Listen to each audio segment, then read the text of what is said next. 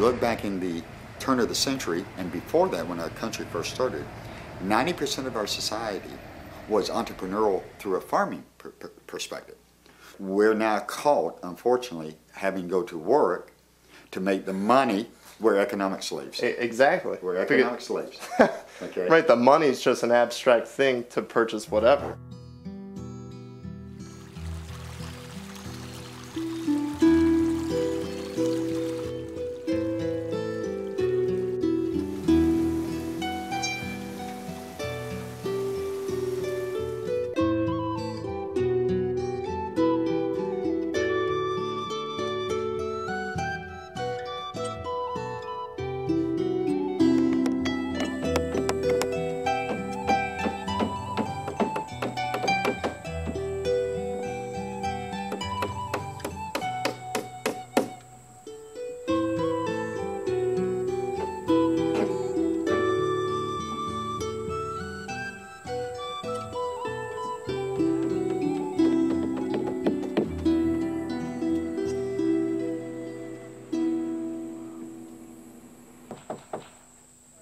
When our parents actually bought property in Virginia, that sort of spurred the three of us, the three brothers, you know, me, Aaron, and Wes, to actually buy land. If you just bought a half acre in a suburb somewhere, you couldn't just, you would be pretty much forced, not by law, but you'd feel a social pressure to pretty much conform with everybody else.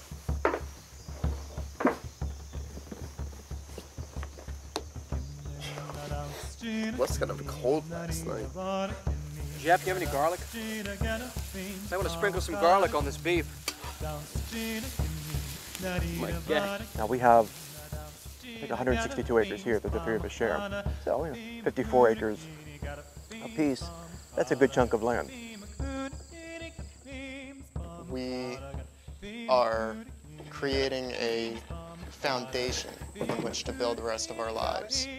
And really, it's something to liberate ourselves. The vision isn't identical. They have built their own house. I'll probably have a company do it for me. And I've already looked at various contractors. So are we good with this one? Should I start nailing it, or should I leave it? Yeah, that one can be nailed.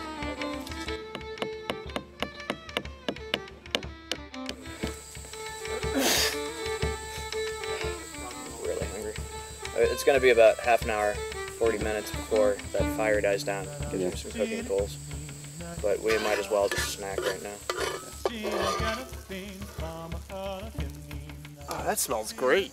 I'm serious. So we've got potatoes, tomatoes, Nice. carrots, onions, mushrooms, beef. Mushrooms? Yeah. Good. This fire was so fucking hot.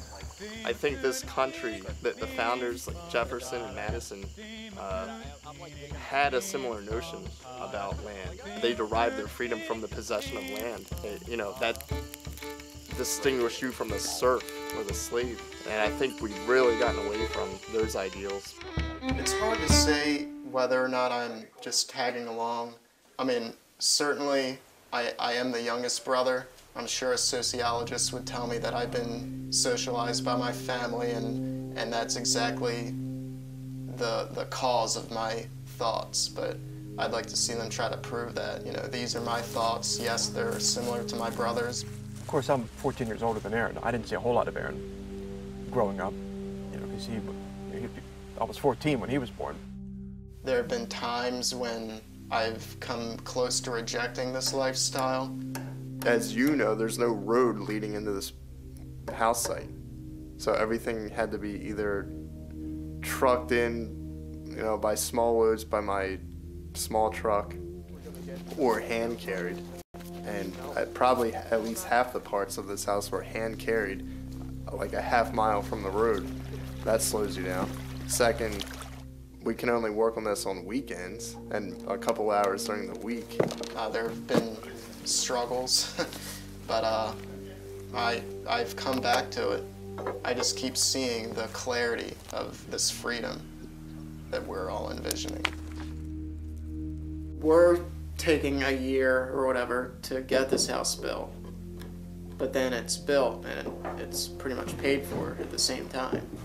Whereas other people, they might get their house built in 1 or 2 months, but then they spend 15 or 30 years paying it off. So they spend a lifetime paying it off. So it depends on how you look at it, you know, if you want to make a fair comparison. So I think we've tricked the system. Really, I don't think anybody in his right mind would give something like this up if it was falling into his lap.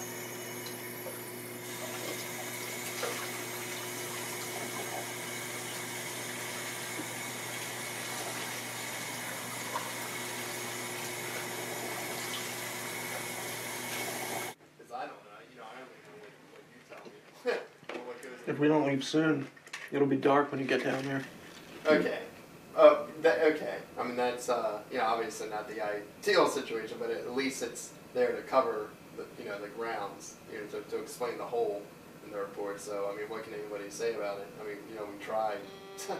I had to totally will to veer a different path. I mean, I had been in this career for 5 years, and, I mean, I clearly remember the act of getting out of my chair and telling my supervisor I'm going to quit. Because everybody thought that I was like a company man and I'm on my way up and all that, and I'm sitting there. I've been there for a couple years, and all of a sudden, okay, I'm going to do it. I mean, totally conscious, totally a willed thing. What are you working on right now? A background investigation for Customs and Border Patrol.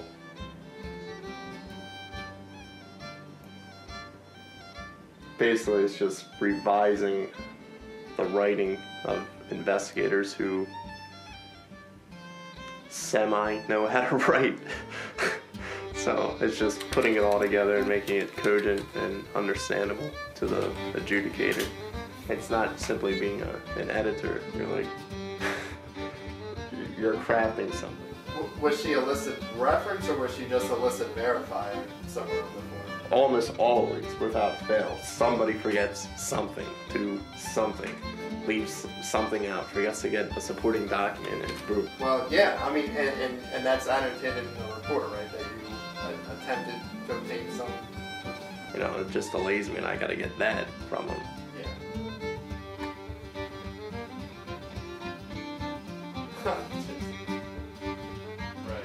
When I moved out here, I didn't have any sort of career of my own. I didn't have a 4-year degree yet.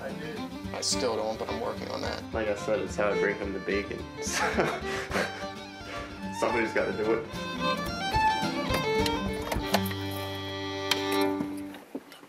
Too bad we can't just park here.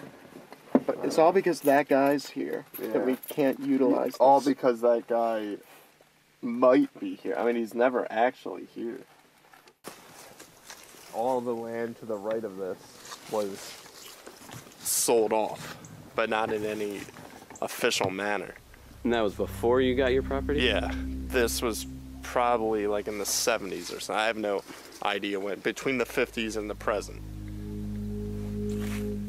So what I'm doing is seeing how much activity, what I see as destructive activity, is occurring on this side of these unofficial sell-offs, because if it's serious enough, then I'm going to take action and reclaim it, because I just want trees growing there. This is the unofficial boundary.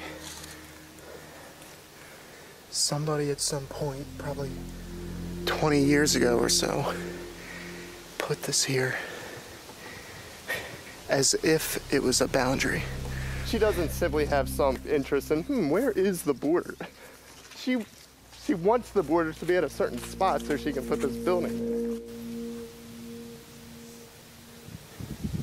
Look, they are so trying to, well, where's that? They want like 10 feet because this little walk path is just not quite wide enough to make a structure. They want like 10 more feet. So, assuming that border is a true border, we'll make that assumption. They are right on the edge of it, trying to build a structure. which is going to look right down into our valley. And they'll probably put up, you know, a big security light that we'll have to look at all the time. We might be putting up our own barbed wire. I mean, I feel like doing it, like now. I mean, you can't get any closer. Imagine the wall of your house being the edge of your property. I mean, that's bizarre. There's the barbed wire. Look, they were so going over the barbed wire. I might just go down there and knock. Like, we noticed that you were coming over the barbed wire. I tried to do the verbal explanation. They weren't there. Well, so. can't we take it there tomorrow? Yeah, but they'll probably find the barbed wire tonight. Jeez. Well, me men must be crazy, me men must be mad, me men must be deep in despair. Oh, to let you away from my cabin so gay, and to paddle your... Yeah, we noticed you've cut at least one tree that's clearly on our side of the ridge, and Wes, our third brother, doesn't want that. This is his section, and he's not interested in either A, selling it, or B, having somebody build structures on his property. I mean, why can't we go 20 feet into their property? I mean, if they think it's a shared 40-foot buffer, well, then I might just start building a huge wall. Yeah, maybe I'll put one guy actually proposed to timber some of our trees and like split the profits or whatever, but I mean, the trees are, as far as I'm concerned, irreplaceable, because the ones you timber are the big straight ones, and they take a human lifetime to grow that size. So no, I want those there, so that kind of turned him off.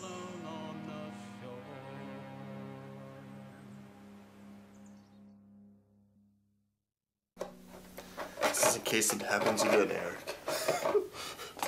If they come this time, we'll be ready. Maybe I'm mounted on my arm. There. And are you gonna get some eggs going? As soon as I clean the barb up. Well, I hope it doesn't take too long. It's hard to say whether I'll be able to live on the property or not while I'm in school, but school is such a short little part of life. Whatever happens during that time, it'll be over in a few years. You can go to college and think new things, think things you've never thought before, but you're going to end up getting a career and living the standard life, going into a whole lot of debt. Because we don't live in that log cabin anymore. I'm sitting here, I'm going, man, I'm in an apartment, okay? When I was a kid, somebody said, man, I got land. What that meant was you had 100 acres or more, okay? Yeah. All right, I'm 55. I worked in Cincinnati. I retired October 3rd. I walk up to a person and tell them I have 45 acres, and it was like, oh, God! But you talk to someone who's making $60,000, $70,000, $80,000, $90,000 a year, they feel like they're hot shit if they got 5 to 10 acres, right. Okay? If you're not growing your food, if you're not actively involved in the natural world, then what do you have to turn to?